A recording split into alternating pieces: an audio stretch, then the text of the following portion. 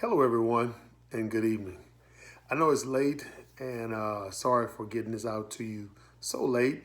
I will probably send it first thing in the morning, or I may do it once this video is done. But I just wanted to touch bases since there's about a week and a half left in the class. I just wanted to touch base what we have this week and early next week, and then the class will be done. And I've had a few questions that I would like to answer, and just a few things for you all, food for thought. First and foremost, let me apologize to all of you if some of you don't think I was as into the class as much as some of you would like to if we were in a classroom setting. Virtually, it's kind of hard to do that. And I know this is a Sociology 100 class, and I've been teaching a lot of graduate level courses and upper division classes, and that's no excuse at all. I should be able to handle all classes with no issues. And I don't think this was an issue, but it may have been an issue for some of you that probably wanted more of my time. But what I try to do as an instructor is allow you to be young adults and adults when it comes to virtual learning and when it comes to getting a theory-based class moving. And I say that candidly because sociology is theory-based. And I know sometimes some of you may not like what the discussion pieces are, or you may give your feelings to someone else, but you can't take it personal because it's theory. And that's why the way I grade is theory-based. It's not just me saying, oh, well, you don't know what you're talking about. I will never disregard your feelings because I can't see through your lenses. I don't know what you've seen. I don't know what you know when it comes to racism. I don't know what you know when it comes to being privileged or not privileged. I don't know what you know when it comes to having money or not having money or having a job or having a college degree or wanting to get a college degree. You're the only person in your family who's ever gone to college. I don't know that. I don't know what it's like. I can only speak through my lenses and my experiences, in which I do have a lot when it comes to race. I've had a few individuals in the class, students, email me and say, hey, I wanted to say this earlier, but I'm just saying it now.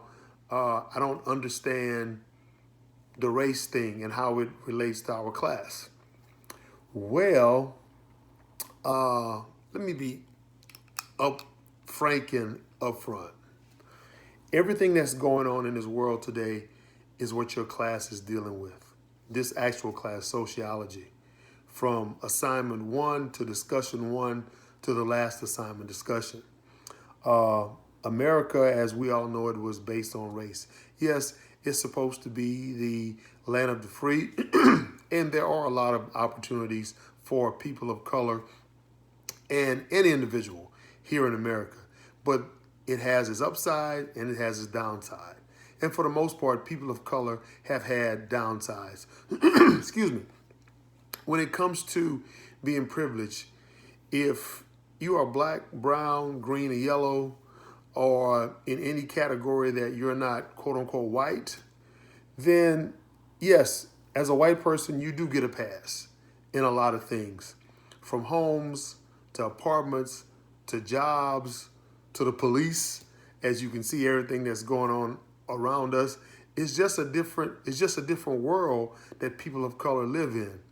And my experience, as I said earlier, may be different from yours, but I can't get on a discussion and bash you because I don't see it the way you see it, or I don't see it the way you think I should see it. That's your opinion. And the only thing I can do is agree to disagree, which is what you should do with your classmates moving forward. You can't bash a classmate because he or she doesn't agree with what you said or vice versa. It's like, you know what? The best thing to do if you don't agree with a classmate in a discussion is say, hey, you know what? I don't agree with that, but that's your opinion and I respect it. And just move on. Because once again, we don't know what that individual has been through or what that individual is going through. I had this discussion today about race with a close family member. We were talking about President number 45, Mr. Donald Trump, and they were talking about how the world is different now because of what's going on with the race. That has always been here. What our president has done is given those individuals that wanted to say things before the platform and the stage to be able to say and do whatever. So if you were a white person that felt a certain way about black people, but because you didn't have someone supporting you to where you could spit in their face, or you could try to run them down with a car, you could pull a gun out on them, or you could shoot them or kill them just because you didn't have anybody to back you up. So you were kind of in reserve. But when you have an individual that leads the country you live in and is promoting hatred among races and uproar and riots among races, well, that's the reason why now that was always here. Those people were always here. They just didn't appear last night. Now they have a platform. They have support to where I can go out and talk about Latinos, Hispanics, sending them back. Where's your green card? Calling black folks the N-word, tell them how much you hate them, call them monkeys, call them all these different kinds of things. Because you can, and you won't get reprimanded for it. Now, yes, you have people, videotaping conversations with other individuals about, doing wrong, or white women complain about black men doing this and doing that whenever it's not. So now white women have this nickname called Karen. But white people have been calling black folks and Latino folks names forever. Shanae, Shaquita, Shakina. And when it comes to Latino and Hispanics, Rosalie or Lisbeth, just something, Guadalupe, that's just what they do. White people complain about blacks and browns being violent. This world was built on violence. I mean, white people stormed, they burned down communities, they hung people, they laughed at people getting hung. They drug them behind trucks, they drug them behind wagons, they tarred and feathered. Nobody said nothing. It was funny because we didn't look like them. So when it comes to your class and race, just look around you. Something has happened to you by a person that was black. Maybe have done something to you or something to your friends, and it caused you to have a certain feeling about the individual. But not all blacks are like this. I had a talk with my son a few weeks ago. We were just talking about how does someone walk out of their house or get into a car and see another person and just totally hate that person just because, and don't even know them, but just because of the color of their skin, they're hated. They're called names.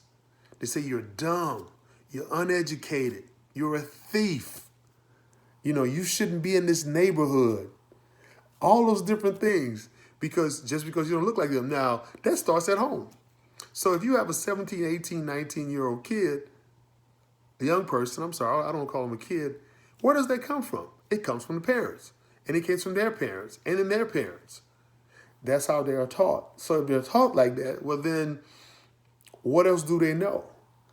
And when it comes to Black Lives Matter, that narrative has been changed the same way the narrative was changed for Colin Kaepernick when he was kneeling. It was never about the flag. Just like right now, Black Lives Matter is not about other people not mattering. I mean, all lives matter. Mine does too. But people don't respect that. So when a lot of people see Black Lives Matter, the first thing they think, oh, well, we don't matter. All lives matter. They're looking for a handout or they're looking for something. Our lives matter too. We know this. But you let myself and one of my white counterparts be in a car and we get stopped by the police. I'm going to get treated totally different than he will. If we were drinking, I'm going to get drugged through the water. They'll talk to him calmly. They'll treat me like trash. That's just the real. And if you've never experienced it, you wouldn't know it. Ask your friends. But something in your life, someone has discriminated against you in some form or fashion. You just have to sit there and think about it and understand. That's what goes on in the world every day. I've been living with this for 52 years. I won't wear a Black Lives Matter shirt. Why? It's because I'm not the one that needs to wear it as a black man, because I know all lives matter. But it's people that don't look like me who needs to wear it because they need to understand why I matter. I don't dislike a person for that. And I wouldn't dislike a person if they came up to me and called me the N-word. I would just ask them, is that all you have? If that's the way you feel today, great. I mean, because as a person, I know who I am. I know how hard I've worked to get to where I am. And you as a student should realize that in everything that you do. So when it comes to race in your class, it's about the world, what's going on. And it doesn't take a rocket scientist to figure that out. It just takes you to sit down and think about, okay, who has discriminated against me? Has a black man, has a black woman, has a white man, has a white woman, has a Hispanic man or a Hispanic woman. Whoever, Asian, it doesn't matter what race. Just think about it, put it on paper. When it comes to your projects, you can use this YouTube platform. You can use Padlet. You can use whatever platform you want. Whenever you're giving me work, just give it to me.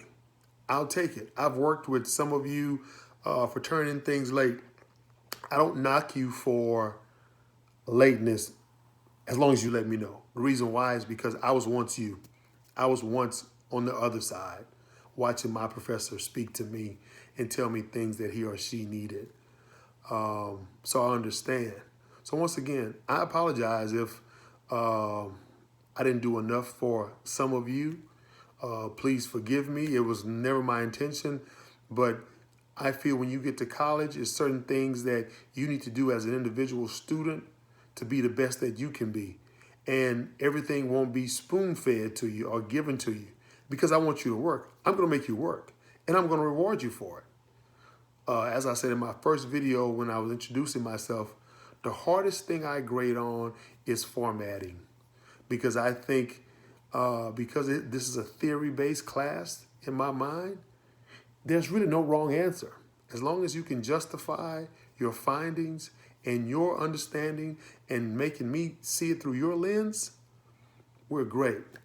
Some of you I have not graded because in your discussions you need to answer two or more of your classmates. Some of you just write your discussion down of type in of what you feel, and that's it. This is the last week. If you can't answer your classmates, 2 or 3 of them, well then now I'll start deducting because I've given you the whole semester to try to get it right. And I always put notes to let you know why you may not have something graded. I would try to have all your papers and all your assignments graded by Thursday of this week because I have 3 classes, so I'm gonna get on it and make sure everything is done. So you will start seeing all your grades come together. But I have enjoyed the class. If you have any questions, I hope this video has helped. If you have any questions, I'm just an email away. Hopefully I've answered questions For those of you that were having issues about the class, not understanding, I just want you to be yourself. So you have a great evening and good luck the rest of the way. You have about a week and a half left. And may the greater powers be with you.